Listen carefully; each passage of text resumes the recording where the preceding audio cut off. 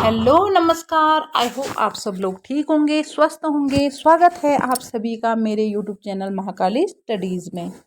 So guys, आज हम यहाँ लेके आए हैं उत्तराखंड का नेक्स्ट टॉपिक, हिमनद और नदियाँ। हिमनद और नदियों से संबंधित काफ़ी इम्पोर्टेंट क्वेश्चन पेपर में पूछे जाते हैं, तो मैं नदियों के संबंधित इसमें काफ़ी इम्पोर्टेंट क्वेश्चन लेके आई हूँ। आप लोग ध्यान से पढ़ेंगे और एक एक क्वेश्चन को नोट भी करेंगे। तो जब टेस्ट सीरीज होगी उसमें नदियों से संबंधित काफ़ी क्वेश्चनों का आप लोगों को पता चलेगा। तो बढ़ते हैं क्वेश्चन आंसर की ओर। हमारा फर्स्ट क्वेश्चन है, भागीरथी नदी का उद्गम किस स्थान से होता है? तो अगर आपके लिए आए भागीरथी नदी का उद्गम और या गंगा का उद्गम, दोनों का आप क्या लिखोगे? गंगोत्री हिमनद के गोमुख नामक स्थान से होता है। तो किस हिमनद से होता है? गंगोत्री हिमनद से, और स्थान से गोमुख स्थान से होता है। नेक्स्ट क्वेश्चन है, गंगा नदी को गंगा नाम से किस स्थान के बाद जाना जाता है? तो वो देवप्रयाग से। देवप्रयाग से गंगा नदी को गंगा नाम से जाना जाता है। नेक्स्ट क्वेश्चन है, देवप्रयाग में भागीरथी नदी के साथ किस नदी का संगम होता है? तो भागीरथी और अलकनंदा के मिलने से देवप्रयाग का संगम बसा हुआ है, तो वहीं से गंगा नाम से गंगा को जाना जाता है। नेक्स्ट क्वेश्चन हमारा है, नयार नदी का गंगा नदी के साथ संगम किस स्थान पर होता है? तो वो होता है पौड़ी के ब्यास घाटी के फूल चट्टी नामक स्थान पर नयार नदी गंगा नदी से मिलती है। ऋषिकेश में गंगा नदी के साथ कौन सी नदी मिलती है? तो वो मिलती है चंद्रभागा। मोस्ट इंपोर्टेंट क्वेश्चन है, चंद्रभागा नदी ऋषिकेश में दाईं ओर से गंगा में मिलती है। नेक्स्ट क्वेश्चन हमारा है, देहरादून के रायवाला के पास कौन सी नदी गंगा में मिलती है? तो वो है सोंग नदी। कौन सी नदी है? सोंग नदी। नेक्स्ट क्वेश्चन हमारा है, भागीरथी नदी के साथ भैरव घाटी में कौन सी नदी मिलती है? तो भागीरथी नदी जो है उसमें जब वो देवप्रयाग में गंगा, भागीरथी और अलकनंदा के मिलने से गंगा बनती है, गोमुख से देवप्रयाग तक भागीरथी में करीब 20 नदियाँ मिलती हैं। तो भैरव घाटी में उसमें कौन सी नदी मिलती है? वो मिलती है जाड़ गंगा। नेक्स्ट क्वेश्चन है, कौन सी नदी गंगा की सबसे बड़ी सहायक नदी है? तो वह है यमुना। पूरे भारत के परिप्रेक्ष्य में मैं आपसे पूछ रही हूँ, सबसे बड़ी यमुना ही गंगा की सहायक नदी है। तो यमुना का उद्गम किस स्थान से होता है? यमुना का उद्गम बंदरपुंछ पर्वत के दक्षिणी पश्चिमी ढाल पर स्थित यमुनोत्री हिमनद से होता है। ये मैं पूरा एक लाइन का आंसर बता रही हूँ, लेकिन जब यमुना नदी का उद्गम पेपर में आप लोगों से पूछता है तो शॉर्ट आंसर उसका दिया होगा यमुनोत्री हिमनद, या तो बंदरपुंछ पर्वत या तो यमुनोत्री हिमनद दिया होगा। मैं इतना लंबा आप लोगों को समझाने के लिए पूछती हूँ, इसमें आंसर लिखती हूँ। नेक्स्ट क्वेश्चन हमारा है, यमुना की मुख्य सहायक नदी कौन सी है? तो यमुना की भी सहायक नदी है, वो काफ़ी नदियाँ हैं, लेकिन जो मुख्य सहायक नदी है वो है टॉन्स नदी। टॉन्स नदी का उद्गम कहाँ से होता है? तो टॉन्स नदी दो नदियाँ रुपिन और सुपिन नाम की दो नदियों के मिलने से बनती है। रुपिन और सुपिन नदियाँ कहाँ से निकलती हैं? रुपिन नदी हिमाचल प्रदेश से और सुपिन नदी स्वर्गारोहिणी नामक ग्लेशियर से निकलती है और आगे चल के टॉन्स नदी का निर्माण करती हैं। यमुना की सबसे बड़ी सहायक नदी जो टॉन्स नदी है, किस स्थान पर यमुना से मिलती है? मोस्ट इम्पोर्टेंट क्वेश्चन है। तो यमुना की सबसे बड़ी सहायक है और देहरादून के कालसी एवं डाक पत्थर नामक स्थान पर यमुना से मिल जाती है, यमुना में मिल जाती है। किस नदी का उपनाम तमसा नदी भी है? तो टॉन्स का ही उपनाम तमसा नदी भी है। कौन सी नदी उत्तराखंड एवं हिमाचल प्रदेश के बीच बॉर्डर बनाती हुई बहती है? वो है टॉन्स नदी। टॉन्स नदी उत्तराखंड एवं हिमाचल प्रदेश के बीच बॉर्डर बनाते हुए बहती है। नेक्स्ट क्वेश्चन हमारा है, उत्तराखंड में यमुना नदी की लंबाई कितनी है? तो वह है 136 किलोमीटर। कितनी है? 136, केवल उत्तराखंड में। यमुनोत्री से इलाहाबाद तक यमुना की कुल लंबाई कितनी है? यमुनोत्री से इलाहाबाद तक यमुना की कुल लंबाई 1384 किलोमीटर है, लेकिन जो उत्तराखंड में पूछा जाता है वो 136 किलोमीटर है। यहीं पर मैं आप लोगों को गंगा की लंबाई भी बता देती हूँ। गंगा की लंबाई उत्तराखंड में 96 किलोमीटर है और जो पूरे भारत में है वो 2525 किलोमीटर है। 2525 किलोमीटर पूरे भारत में है और उत्तराखंड में 96 किलोमीटर है। नेक्स्ट क्वेश्चन है, भिलंगना नदी का उद्गम कहाँ से होता है? तो वो टिहरी के खतलिंग नामक ग्लेशियर से भिलंगना नदी का उद्गम होता है। काफ़ी बार क्वेश्चन पेपर में ये पूछ चुके हैं। नेक्स्ट क्वेश्चन हमारा है, मेद गंगा, दूध गंगा, धर्म गंगा और बाल गंगा या बालखिल्य किसकी सहायक नदियां हैं? ये भिलंगना की सहायक नदियां हैं। नेक्स्ट क्वेश्चन है, गंगोत्री से देवप्रयाग तक भागीरथी की लंबाई कितनी है? तो यहाँ पर केवल भागीरथी की लंबाई पूछ रहा है। गंगोत्री से देवप्रयाग तक भागीरथी की लंबाई 205 किलोमीटर है। उसके बाद ये गंगा के नाम से जानी जाती है। किस नदी का प्राचीन नाम विष्णु गंगा था? तो अलकनंदा का प्राचीन नाम विष्णु गंगा था। मोस्ट इंपोर्टेंट क्वेश्चन है, अलकनंदा का नाम विष्णु गंगा था। नेक्स्ट क्वेश्चन हमारा है, अलकनंदा नदी का उद्गम कहाँ से होता है? तो अलकनंदा नदी का उद्गम सतोपंथ ताल जो चमोली में स्थित है वहां से होता है। छी सागर किस ताल को कहा जाता है? तो छी सागर सतोपंथ ताल को ही कहा जाता है। नेक्स्ट क्वेश्चन है, जल प्रवाह की दृष्टि से राज्य की प्रमुख नदी कौन सी है? तो अलकनंदा। अलकनंदा ऐसी नदी है जो भागीरथी में देवप्रयाग में मिलती है। अलकनंदा में काफ़ी नदियों का संगम होता है और ये सबसे ज़्यादा पानी लेकर आती है। नेक्स्ट क्वेश्चन हमारा है, अलकनंदा में सर्वप्रथम कौन सी नदी मिलती है? तो हम उसको या लक्ष्मण गंगा या हिमगंगा और या पुष्पावती कह सकते हैं, जो फूलों की घाटी में बहती है। नेक्स्ट क्वेश्चन, केशव प्रयाग किस जिले में है? तो केशव प्रयाग है चमोली जिले में। केशव प्रयाग कौन सी नदियों के संगम पर बसा है? तो बसा है अलकनंदा और सरस्वती नदियों के संगम पर। अलकनंदा से काफ़ी नदियाँ मिलती हैं। नेक्स्ट क्वेश्चन है, सरस्वती नदी का उद्गम कहाँ से होता है? तो कामेट पर्वत के देवताल से सरस्वती नदी का उद्गम होता है। नेक्स्ट क्वेश्चन है, अलकनंदा और धौलीगंगा के संगम पर कौन सा प्रयाग बसा हुआ है? तो वो है विष्णु प्रयाग। विष्णु प्रयाग अलकनंदा और धौलीगंगा के संगम पर बसा हुआ है। नेक्स्ट क्वेश्चन है, धौलीगंगा का उद्गम स्थल है कहाँ है? धौलागिरी पर्वत पर। नेक्स्ट क्वेश्चन हमारा है, मंदाकिनी नदी का उद्गम स्थान कहाँ है? ये मंदाकिनी नहीं, ये टाइपिंग मिस्टेक हो गया है, ये नंदाकिनी है। नंदाकिनी,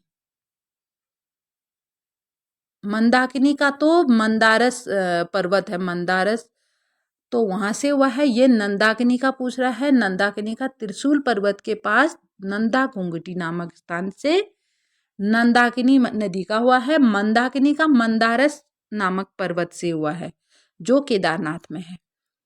तो नेक्स्ट क्वेश्चन हमारा है, उत्तराखंड में सबसे बड़ा नदी बेसिन किस नदी का है? तो काली नदी पर सबसे बड़ा नदी बेसिन है जो 11,467 वर्ग किलोमीटर पर फैला है।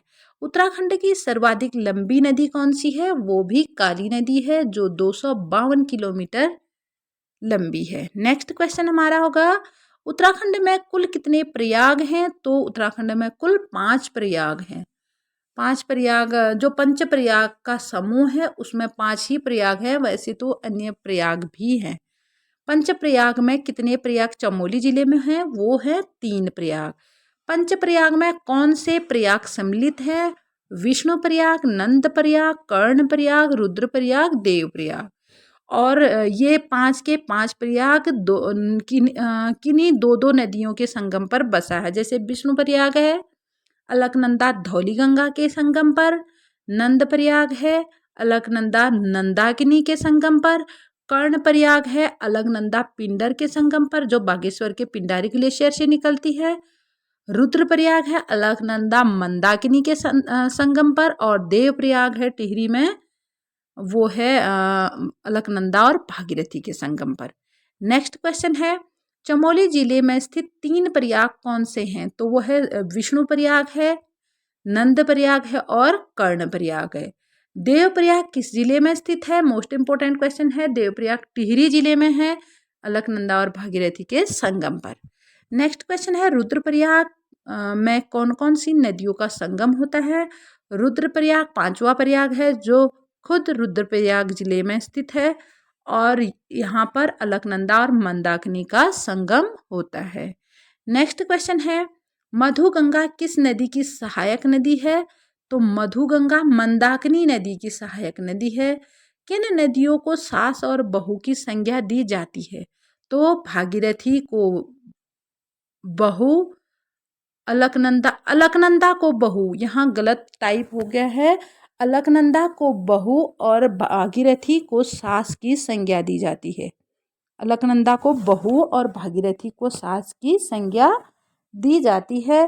गाइज यहाँ पर मेरा थोड़ा टाइपिंग मिस्टेक हो गया है, आप लोगों को मैं करेक्ट कर देती हूँ। अलकनंदा को बहू और भागीरथी को सास की संज्ञा दी जाती है। भागीरथी और अलकनंदा को सास और बहू की संज्ञा क्यों दी जाती है? अलकनंदा के शांत वेग की वजह से उसको बहू और भागीरथी के तेज बहाव की वजह से उसको सास की संज्ञा दी जाती है। नेक्स्ट क्वेश्चन हम लेंगे सियोली गाड़ तथा ढेंचुली गाड़ नामक 2 शाखाओं से मिलकर कौन सी नदी का उद्गम होता है? तो सियोली गाड़ और ढेंचुली गाड़ नामक 2 नदियों की शाखाओं से मिलकर पश्चिमी नयार का उद्गम होता है। पश्चिमी नयार एवं पूर्वी नयार दो नदियां हैं जो दूधातोली श्रृंखला से निकलती हैं। जो पश्चिमी नयार है वो श्योली गाड़ एवं ढेंचुली गाड़ नामक 2 शाखाओं से मिलकर बनी हुई है।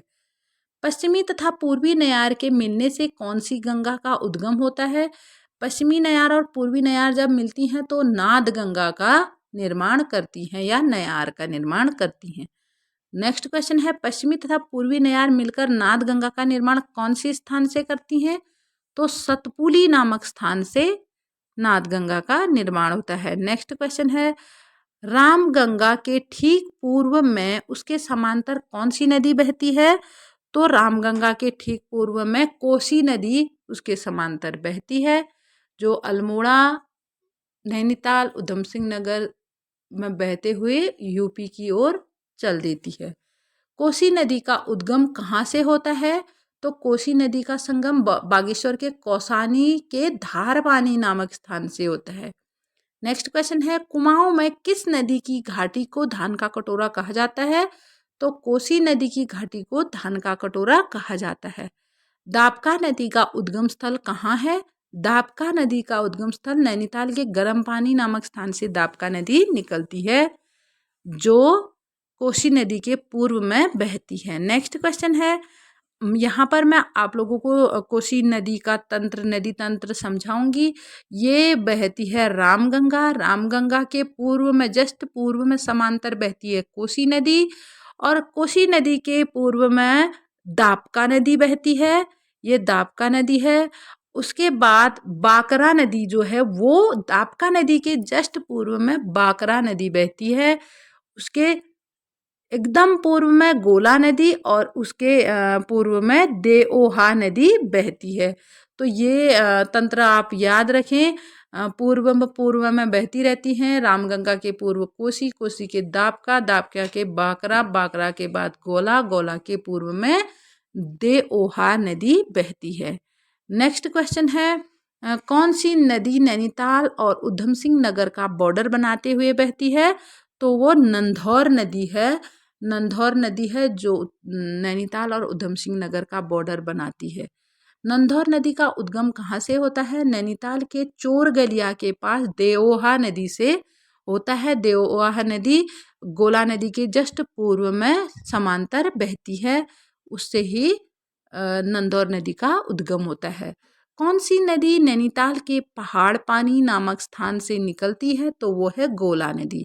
गोला नदी पहाड़ पानी या गोला नदी या गार्गी नदी जो पहाड़ पानी से निकलती है। नेक्स्ट क्वेश्चन हमारा है, किस नदी को स्कंद पुराण में श्यामा नदी भी कहा जाता है? तो काली नदी को श्यामा नदी कहा जाता है। काली नदी का उद्गम कहाँ से होता है? तो लिपुलेख के पास काला पानी नामक ब्यास आश्रम नामक स्थान से, या तो ब्यास आश्रम आएगा या काला पानी, अधिकतर काला पानी ही आता है ऑप्शन में। तो काला पानी नामक स्थान से कौन से लिपुलेख ग्लेशियर के काला पानी नामक स्थान से काली नदी का उद्गम होता है। नेक्स्ट क्वेश्चन है, कौन सी नदी भारत नेपाल सीमा बॉर्डर बनाते हुए बहती है? तो काली या शारदा नदी भारत और नेपाल की सीमा बनाते हुए बहती है। काली को ही शारदा नाम से भी जाना जाता है। काली नदी को किस स्थान के बाद शारदा नाम से जाना जाता है? तो पूर्णागिरि तीर्थ के पास ब्रह्मदेव मंडी के बाद, पूर्णागिरि में जो ब्रह्मदेव मंडी है उसके बाद काली नदी को शारदा नाम से जाना जाता है।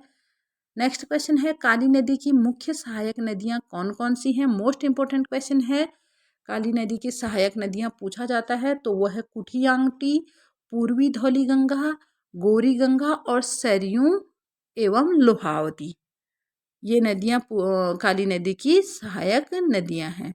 नेक्स्ट क्वेश्चन है, काली नदी की प्रारंभिक सहायक नदी कहलाती है? तो वो कुठियांगटी जो सबसे पहले काली नदी में मिलती है, जो जास्कर श्रेणी के पश्चिमी ढाल से निकलती है। नेक्स्ट क्वेश्चन है हमारा, पूर्वी धौली गंगा किस स्थान पर काली नदी से मिलती है? तो पूर्वी धौली गंगा, पश्चिमी धौली गंगा एक होती है वो विष्णुप्रयाग में अलकनंदा से मिलती है, और पूर्वी धौली गंगा जो होती है वो काली नदी से खेला नामक स्थान पर, कहाँ पर, ये क्वेश्चन बहुत बार आ चुका है पेपरों में, खेला नामक स्थान पर काली नदी से कौन सी नदी मिलती है? तो पूर्वी धौली गंगा या सियाल पंथ के पास, अधिकतर तो खेला नामक स्थान ही आता है। खेला नामक स्थान पर काली नदी से पूर्वी धौली गंगा मिलती है। नेक्स्ट क्वेश्चन है, गौरी गंगा तथा काली गंगा के मिलन स्थान को किस नाम से जाना जाता है? तो जौलजीबी, पिथौरागढ़ का जौलजीबी मोस्ट पॉपुलर प्लेस है जहाँ पर बहुत बड़ा मेला लगता है। जौलजीबी का मेला बहुत प्रसिद्ध है। तो ये क्वेश्चन घुमा के भी पूछते हैं कि जौलजीबी मेला किन नदियों के संगम पर लगता है? तो वो लगता है गौरी गंगा और काली गंगा के मिलन स्थान पर, उसे जौलजीबी कहते हैं। काली नदी को सर्वाधिक जल राशि देने वाली कुमाऊं की कौन सी नदी है? तो वो है सरयू। सरयू के भी कई सहायक नदियां हैं। सरयू ही काली को सर्वाधिक जल देती है, और कुमाऊं की सबसे पवित्रतम नदी भी सरयू को ही कहा जाता है। कुमाऊं क्षेत्र की सबसे पवित्रतम नदी कौन सी कहलाती है? सरयू नदी कहलाती है। नेक्स्ट क्वेश्चन हमारा है, सरयू नदी का उद्गम स्थल कहाँ है? तो वो बागेश्वर के दक्षिण पश्चिम में स्थित सरमूल झुंडी नामक स्थान से। तो नेक्स्ट शॉर्ट में आएगा सरमूल झुंडी या सरमूल पहाड़ी से सरयू नदी का उद्गम होता है। सरयू की प्रथम सहायक नदी कौन सी है? वो गोमती है। ये बागेश्वर में सरयू से मिलती है। तो ये क्वेश्चन भी आता है कि बागेश्वर किन दो नदियों के संगम पर बसा है? तो गोमती और सरयू के, गोमती ही सरयू की प्रथम सहायक नदी है। नेक्स्ट क्वेश्चन है, सरयू नदी से पनार नदी कहाँ पर मिलती है? तो सरयू नदी से पनार नदी काकड़ी घाट नामक स्थान पर मिलती है। नेक्स्ट क्वेश्चन हमारा है, सरयू से पूर्वी रामगंगा का मिलन होता है, कहाँ पर होता है? तो पिथौरागढ़ के रामेश्वर तीर्थ के पास। पिथौरागढ़ का रामेश्वर तीर्थ है जहाँ पर सरयू से पूर्वी रामगंगा मिलती है। यहाँ से सरमूल पहाड़ी से बागेश्वर की घाटी को चीरते हुए यहाँ से सरयू आती है, और यहाँ से रामगंगा आती है। सरयू में यहाँ पर पनार नदी मिल जाती है, ये काकड़ी घाट नामक स्थान पर। और आगे जाके जब सरयू में पनार मिलते हुए सरयू आगे बढ़ती है तो यहाँ रामेश्वर तीर्थ नामक स्थान पर सरयू से पूर्वी रामगंगा मिलती है। नेक्स्ट क्वेश्चन है, पूर्वी रामगंगा नदी का उद्गम कहाँ से होता है? तो वो पिथौरागढ़ की पोंटिंग या नामिक हिमनद से होता है। ये क्वेश्चन भी बहुत बार पूछा जा चुका है। नेक्स्ट क्वेश्चन है, उत्तराखंड के अंतिम नदी को काली नदी में मिलती है। उत्तराखंड की अंतिम नदी जो काली नदी में मिलती है वो है लधिया। लधिया नदी है अंतिम नदी जो काली नदी में मिलती है। नेक्स्ट क्वेश्चन हमारा है, काली नदी एवं लधिया नदी, काली नदी एवं लधिया नदी एक दूसरे से कहाँ पर मिलती हैं? तो चंपावत के पास चूका नामक स्थान पर, चूका नामक स्थान पर लधिया नदी काली नदी से मिलती है। कौन सी पश्चिम से पूर्व की ओर बहती है? तो कौन सी नदी है जो पश्चिम से पूर्व की ओर बहती है? वो है लधिया नदी। लधिया नदी मोस्ट इम्पोर्टेंट क्वेश्चन है। अंतिम नदी है जो काली नदी से मिलती है, कहाँ पर मिलती है? चूका नामक स्थान पर, चंपावत के चूका नामक स्थान पर, चौसे चंपावत चौसे चूका। और नेक्स्ट है, कौन सी नदी पश्चिम से पूर्व की ओर बहती है? सारी नदियाँ पूर्व से पश्चिम की ओर बहती है और ये लधिया नदी पश्चिम से पूर्व की ओर बहती है। सारी नदियाँ पूर्व से पश्चिम की ओर बहती हैं। नेक्स्ट क्वेश्चन हमारा है, लधिया नदी जो है उसका उद्गम स्थल कहाँ है? तो मोस्ट इम्पोर्टेंट क्वेश्चन है कि पिथौरागढ़, अल्मोड़ा, नैनीताल के मिलन बिंदु गजार नामक स्थान से लधिया नदी का उद्गम होता है। और ये क्वेश्चन घुमा के भी पूछेगा, पिथौरागढ़, अल्मोड़ा, नैनीताल के मिलन बिंदु से किस नदी का उद्गम होता है? तो आपको याद होना चाहिए लधिया नदी का उद्गम होता है। नेक्स्ट क्वेश्चन हमारा है, उत्तराखंड राज्य का सबसे बड़ा ग्लेशियर या हिमनद या बमक। ग्लेशियर को हिमनद, हिमनद बर्फ की नदियाँ या बमक भी कहा जाता है। ये बमक शब्द आप अच्छे से याद कीजिए, ये किसको कहा जाता है? ग्लेशियर को। तो उत्तराखंड का सबसे बड़ा बमक या हिमनद कौन सा है? तो वह है गंगोत्री हिमनद। गंगोत्री जहाँ से हमारी भागीरथी या गंगा का उद्गम होता है, गंगोत्री के गोमुख से ही भागीरथी का उद्गम होता है। गंगोत्री हिमनद किस जिले में स्थित है? तो ये उत्तरकाशी में। उत्तराखंड का सबसे बड़ा ग्लेशियर है गंगोत्री, तो उसका उद्गम होता है उत्तरकाशी से। नेक्स्ट क्वेश्चन है, राज्य का दूसरा सबसे बड़ा ग्लेशियर पिंडारी हिमनद किस जिले में स्थित है? तो एक क्वेश्चन तो बनता है, राज्य का सबसे बड़ा दूसरा ग्लेशियर है पिंडारी ग्लेशियर, उसका उद्गम होता है बागेश्वर एवं चमोली जिले से। तो इसका उद्गम नहीं ये फैला है। पिंडारी ग्लेशियर कहाँ कहाँ किन किन जिलों में फैला है? बागेश्वर एवं चमोली जिले में।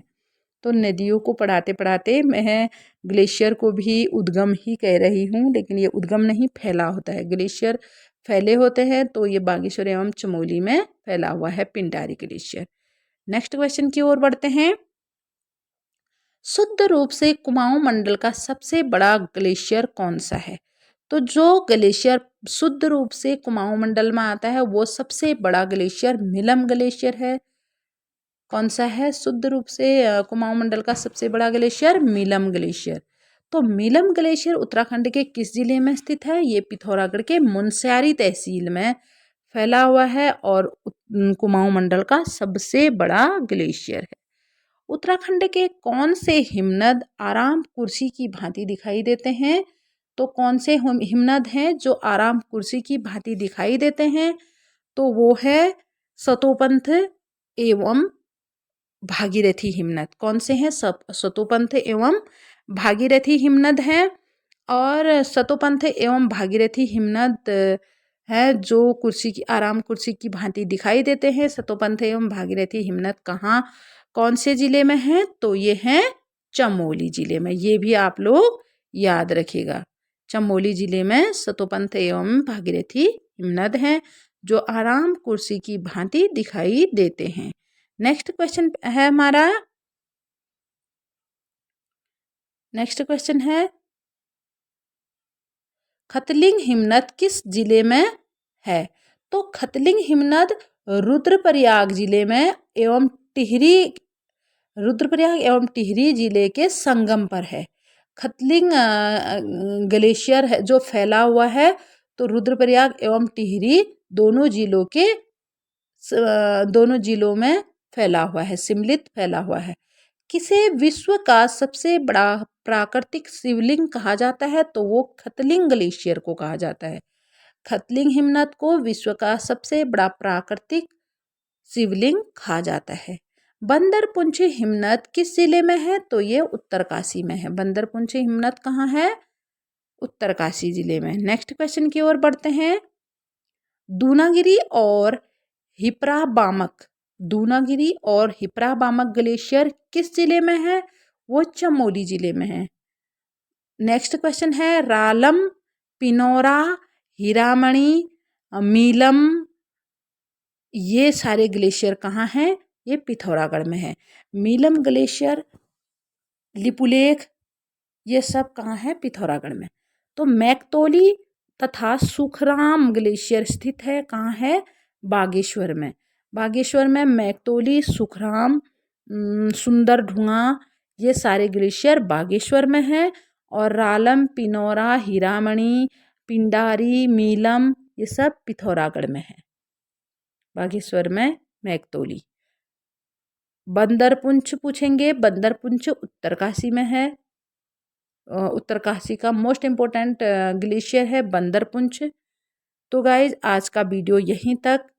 अगला वीडियो लेके जल्दी मैं उपस्थित होती हूँ।